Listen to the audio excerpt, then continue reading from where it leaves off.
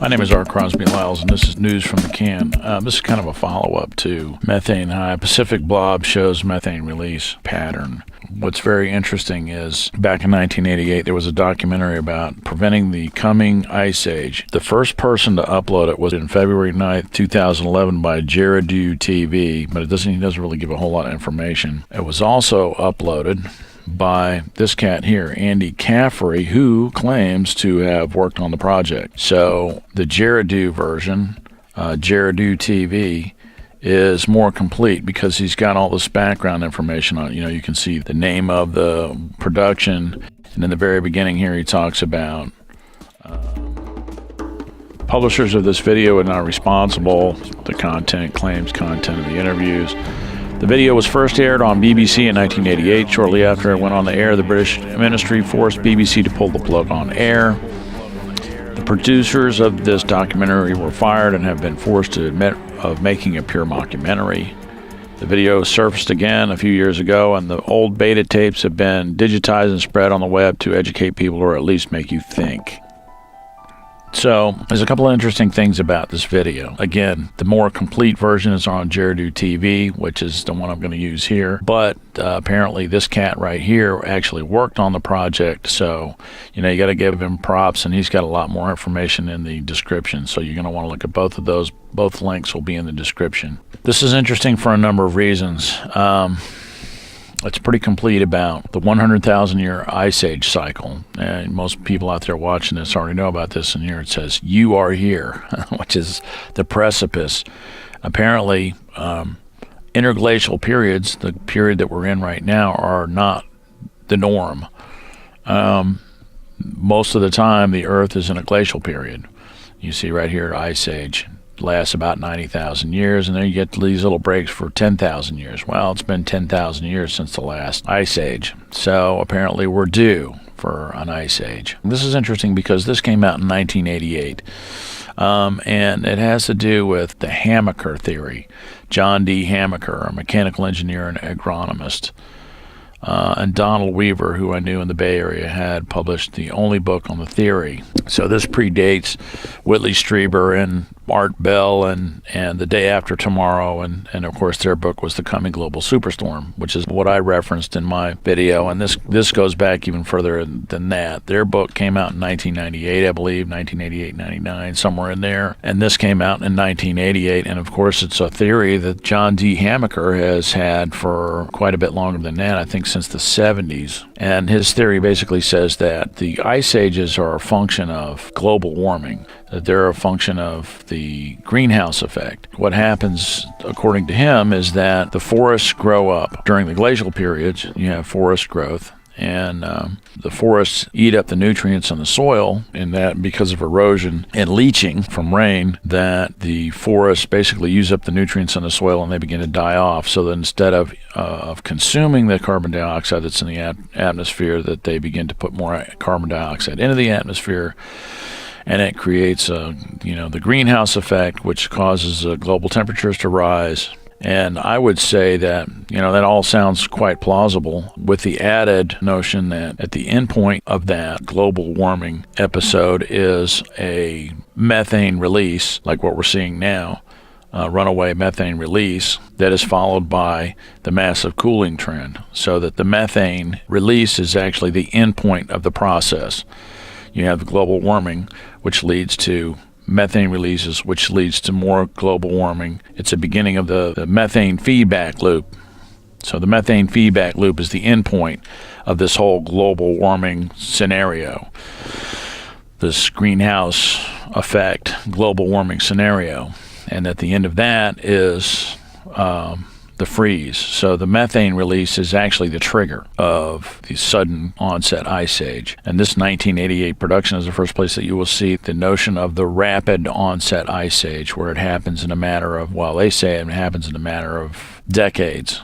I think 20 years or something. Others will say that it's even more sudden than that. And then they will allude to the fact that even back in 1988 that they were seeing signs that we were in this stages of the sudden onset ice age. in 1988, they were concerned that this was going to happen in the next 5 years from then, which would have put it in, they're saying by 1995 that we were supposed to have this sudden onset ice age that would trigger worldwide holocaust, loss of life, which of course it never happened. And once it never happened, of course, and I guess the idea kind of faded away. But according to this producer here, or to this uploader here, Jeridoo, the video has been deleted over and over again. Of course, that's hype to get you to watch the video like it's something you're not supposed to watch or something. But he says this video was first aired on BBC in 1988. Shortly after it went on the air, the British ministry forced BBC to pull the plug on the air.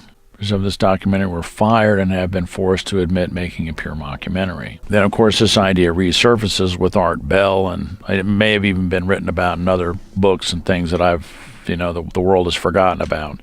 In any case, Art Bell and Whitley Strieber wrote The Coming Global Superstorm in 1998, 99, somewhere in there, or released it anyway in 1988, 99. And apparently it's been poo-pooed because I guess they bring up the Anunnaki and stuff like that, and I really wish they wouldn't do stuff like that, Anyway, and this is interesting. Professor Kenneth Watt, professor of environmental studies at the University of California, is like a big proponent of this idea. Listen to this. Yeah. Has developed a beautiful and comprehensive theory of climate change, every element of which is supported by scientific evidence. His theory has been sitting under the noses of many other scientists, but they have largely overlooked it. In my judgment, John Hamaker's theory is a major contribution to humanity. So, here's a drawing of the whole system, the engine of the ice ages, as proposed by John Hamaker. It starts with the demineralization of much of the world's soils by erosion and leaching, particularly in the temperate regions. When soils lose their minerals, the forests growing on them become weakened, and they consume less carbon dioxide from the atmosphere. Then, as they die, and sometimes catch fire and burn, their carbon is released back to the atmosphere in ever greater quantities. This excess carbon dioxide creates a greenhouse effect, trapping additional heat from the sun. Because the tropics get much more direct sunlight than the higher latitudes, they are warmed much more by the greenhouse effect. This warms up the tropical oceans and evaporates more moisture from them, which forms more clouds.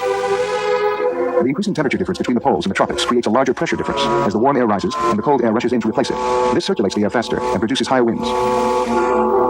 These winds move many of the new moisture-laden clouds towards the higher latitudes. In the mid-latitudes, they make the earth colder, and some of them precipitate out as additional rain, which may lead to more floods. Toward the high latitudes and the poles, some of these new clouds precipitate as increased snow and ice. The ice sheets and glaciers begin to build up, cooling the polar regions even more. This widens the temperature difference between the poles and the tropics still further, accelerating the process and building up ice sheets and glaciers still more.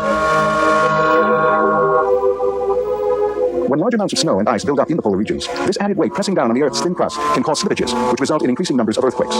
This may also be happening in recent years. As the polar ice sheets expand and grow, and press down more on the molten layer just beneath the Earth's thin crust, this red-hot lava tends to squirt out in other places, like hydraulic fluid. The result is increasing volcanic eruptions as the ice age progresses.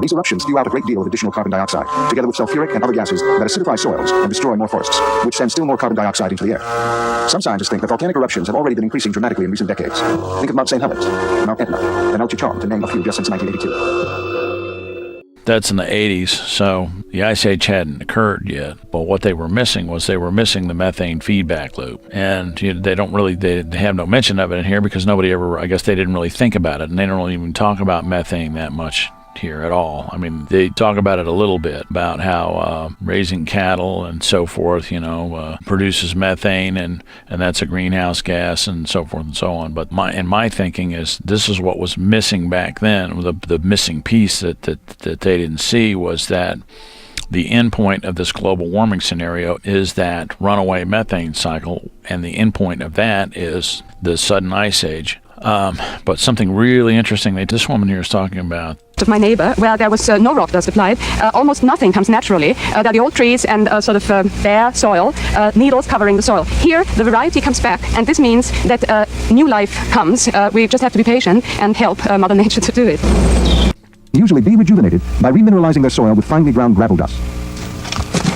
finely ground, remineralizing the soil. So what they're talking about is that the runaway greenhouse effect comes from the demineralization of the soil, because the trees basically just eat up the minerals. And they go on to say that, there's all this experimentation that they do, and I thought it was kind of interesting. There's all this experimentation that they do with plants, different, plants, tomato plants and fruit trees and things like that, and they basically claim that the fruit trees, because of applying mineral dust from grinding up gravel, and I wish they would be a little bit more specific about what stone it is that they're grinding up.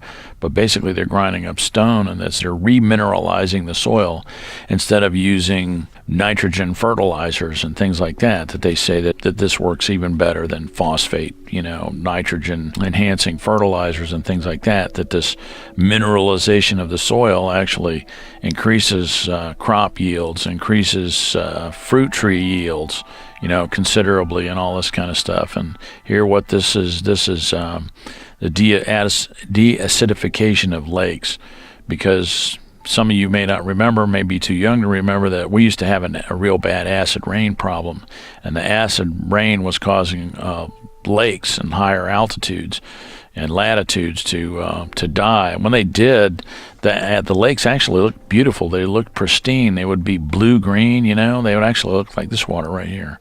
They would be blue-green, but they would be dead. There would be no life in them, because the water was like the acidity of a peach or something, I believe. And they would go and they would spread out something to raise the pH of the water, to neutralize that acid, to buffer the water. So, and that's what this is right here. This is a picture of them doing that. And then, and they go on to say that they do the same thing with the forests, with rock minerals, in order to, remineralize the soil and get the trees to grow back. So, who knows why these guys got kicked off? Maybe somebody was in the rock meal business, you know what I mean? And they were just really trying to build a rock meal business or something. God, look at all those windmills back in the 80s. Look at this, a solar array back in the 80s. You know what I mean? I didn't even think they really had anything like that. Look at that solar array. That's amazing. I can't remember that they had all that stuff, but I guess they did.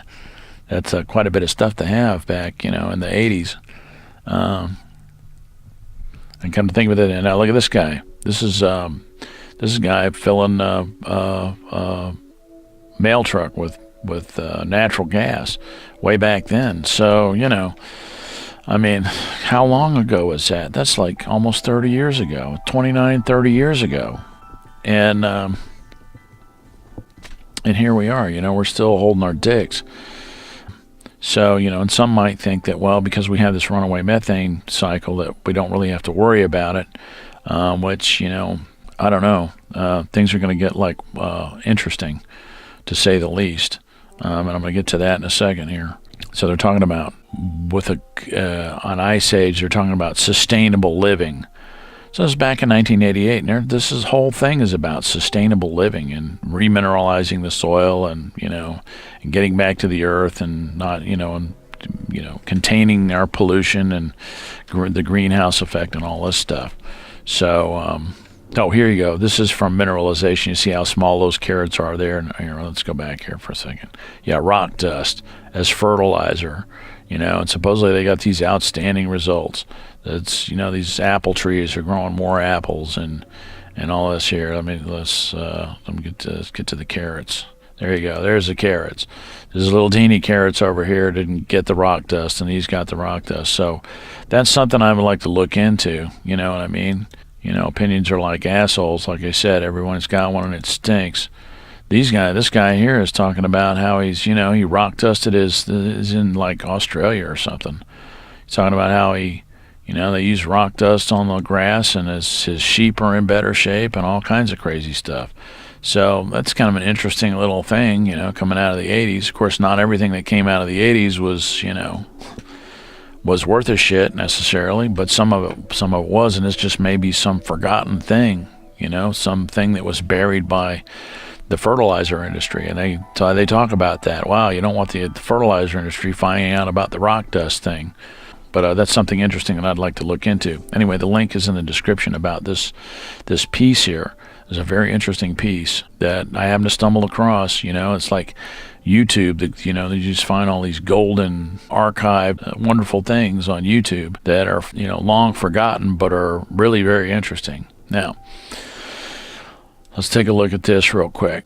A lot of talk about, I guess they just had some snowfall in May, and earlier this week, and they're talking about wheat, how it's affecting the wheat, and how it's affecting the livestock, and so forth and so on. But here's this UHA satellite-based temperature of global lower atmosphere.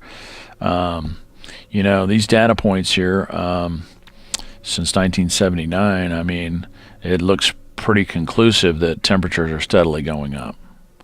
There's a little bit of a jog here since 2003. So climate oscillates. This is just a fact of life. So the mistake is in thinking of the paradigm as being an on-off kind of thing, that it's either got to be one or the other, and if it doesn't turn, if the Earth doesn't turn into Venus, well, then that theory's got to be wrong, and if it doesn't turn into an ice cube, then that theory's got to be wrong. You always got to remember that the Earth is a spinning ball, and it rotates around the sun, and these patterns, the temperature patterns, oscillate. And you can see here that this is kind of sort of it's not really sinusoidal, because there's a technical, it's periodic. So it's not sinusoidal, but it's periodic, kind of like a sinusoid. So it's not an all or nothing kind of thing. We'll look here at the March 2017 departure from average temperature, land and ocean. This is with respect to 1981-2010 base period. And what's really interesting to see here is we just saw a bunch of screaming headlines about the methane releases in the Siberian permafrost. And what you see right here is you see this huge band of higher than normal temperatures. It looks like 5 degrees Celsius. Whereas over here across Alaska and down through this area, but this blob in particular, where the Great Pacific Blob was, this is colder now. A lot of people are jumping up and down about that. And this cold patch here, which they say is an indication that the AMOC is shutting down, and so forth and so on. Now, you see this blue over here, which means it's below average. Red over here, which means it's above average. But you come over here and look at this. This is the sea surface temperature California forecast. Last data used through March 2017. Okay. Now, all of a sudden, it's really hard to see this, but over here in the same area of Russia, you see below average temperatures here and above average temperatures over here. So, and above average temperatures, it looks like in central Canada, and some below average temperatures coming down here. Anyways, you got above average temperatures off the coast of, looks like New York, maybe, in here. Some below average temperatures off the coast of Chile and so forth. Below average temperatures, in the northern China area, up in here in Siberia, and here's that cool blob is still here. This is land. This is this warm area here is Greenland, and of course you got this cold patch here. Now, this is departure from your below average and above average here. So it's not really a very clear picture. So that's a little confusing, right? I mean, that looks completely different from this. It tells a completely different story. March 2017, March 2017. Last data used through March 2017. So, gee whiz, guys. And this is, again, this is Noaa's data. Noaa. There you can see it right there, right? April, June temperatures from global sea surface temperatures. So I'm not really sure how to interpret that or what that means exactly. But as I was trying to illustrate in the previous video, because you have these large methane releases, and the dispersion forces will cause gas like methane to kind of sort of hang together a little bit. Dispersion forces are kind of tricky. So it might travel as a pocket of gas, and as it does, then that pocket of methane will cause whatever surface below it should become warmer and drier, because methane goes right to the stratosphere, and it persists for a pretty good long time, for about 8 years, I believe. Approximately 8 years. There it is right there. That's what I thought. It's like 8 or 9 years. About 8 years. So this pocket of methane you've got greenhouse effect for real under that, hot, dry conditions under that. But methane is actually a catalyst that produces large amounts of ozone, and the ozone turns around and eats up that methane, turns it into carbon dioxide, essentially. There are other chemicals in the atmosphere that play a part. But what that means is that you'll have a methane release, let's say over here in Siberia somewhere, and then it will travel. So that may explain this map here, the difference between these two. You know, that you had a methane release at one time, and so here you have this hot area, and it basically just migrated. It's moving around the globe, and eventually it will move, depending on what the stratospheric air currents are like. It will move between latitudes. It moves in different directions. Above 60 degrees, it looks like it moves, the lower air currents move towards the equator, and the upper air currents move towards the poles. And then when you get down between 60 and 30 degrees, it's the opposite. And then you get towards the equator, it turns around again. So you have these. This is interesting because of where the Pacific blob was right in here. You can see how methane might have been pulled further down. That looks like the Pacific blob right there. Basically, the circulation is in that direction. The methane is light. Methane is about 16 grams per mole. Water is about 18 grams per mole. Air is about 29 grams per mole. And carbon dioxide is 44 grams per mole, somewhere in there. Anyway, so when methane is released, it goes up very high. So when you look at this picture here, you can see that these temperatures are higher than normal. This is definitely within the Arctic Circle. It just depends on where the methane is released. It is how that bubble of greenhouse effect is going to move around. And then once that methane catalyzes the atmospheric gases around it to produce ozone, and it is then used up, reacts with that ozone to create your CO2. Then again, you see the colder temperatures, you see that CO2 is much heavier, and it begins to drop, and it collects the water vapor. It causes the nucleation of cloud droplets, and causes the colder air to drop out of the sky, essentially. Colder, wetter, windier conditions. So it's a mixture. And it's probably going to move in ways that will have to do with where it's released, according to where these prevailing wind currents are, and how that methane is going to travel around, and how it's going to travel around the globe. So you will see these areas of hot and dry and stuff moving around, as well as colder and wetter, maybe even snowy conditions. And this generalized instability, and this will last for, who knows how long. But some have suggested that the mini ice age is upon us. This is something that this guy right here, Adapt 2030, his contention is that the climatologists are all wrong, that anthropogenic man-made global warming is not in play, that global temperatures, sea surface temperatures and what have you, it's all about the energy output of the sun, and how much energy the sun is outputting at any particular time, and you're talking about the grand solar minimum and things like this. In my mind, all that stuff works together. the problem with having any dogmatic view about what paradigm is in play, and I think that's a mistake. I think that it's all in play. All of it's in play. It's all true.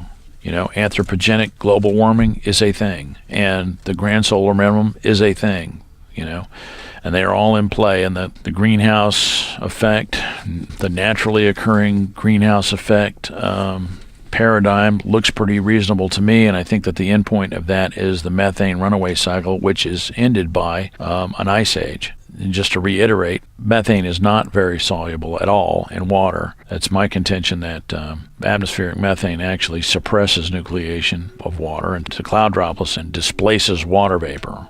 But because it's also a greenhouse gas, and water vapor is the most prevalent greenhouse gas, that you have it produces hotter, drier conditions.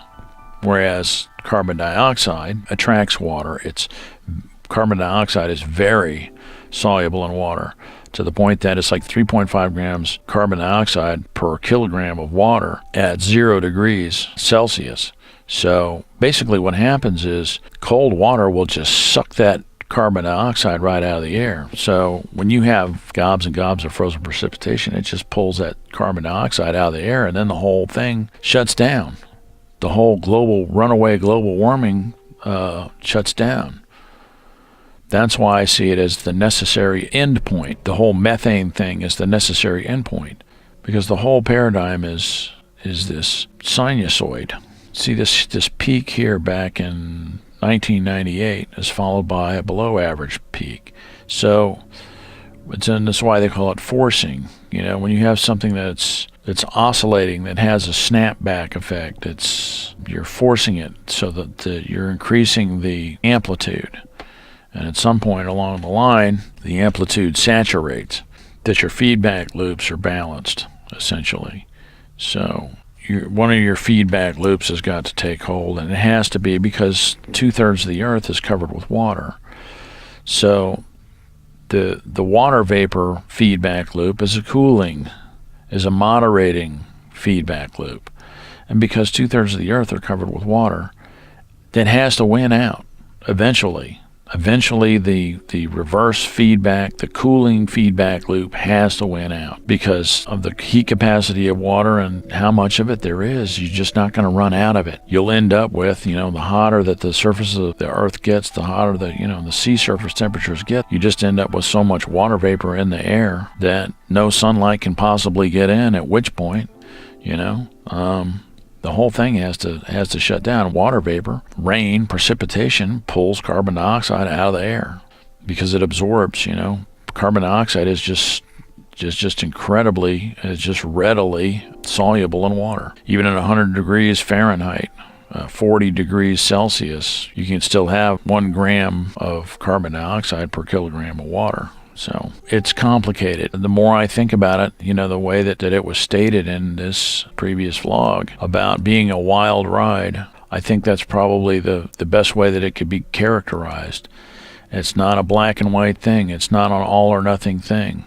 Oh, by the way, PBS Space Time is an excellent channel. They got great stuff all the time. I want to direct you to this video right here. PBS Space Time. These guys are like really...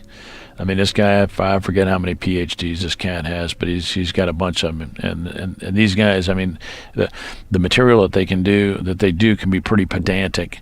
And it's probably a little more involved than the layperson, might maybe be prepared for, but they're very good. And what he says about his explanation of how ice ages come and go is really very good. And yes, he agrees we're at the end of a interglacial period. I think that everyone agrees that we're at the end of an interglacial period, and that most of the time on Earth is a glacial period. That's kind of sort of how the shit rolls. But what he's saying is that however, the recent increase in greenhouse gases is so large and so sudden that there's no precedent anywhere in the climate record. This makes modelling our influence a huge challenge. But don't mistake that for a lack of certainty. Our influence is certainly enormous. There's another climate extreme that's much less fun than a long, mild interglacial.